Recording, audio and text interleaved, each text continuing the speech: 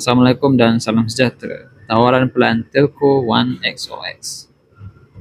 One XOX ini ada dua jenis plan, iaitu satu plan prepaid dan juga plan postpaid. Plan prepaid berwarna hijau memberikan data 250GB, 50GB data high speed dan juga 200GB pada kelajuan 10 Mbps dan unlimited call ke mana-mana telco.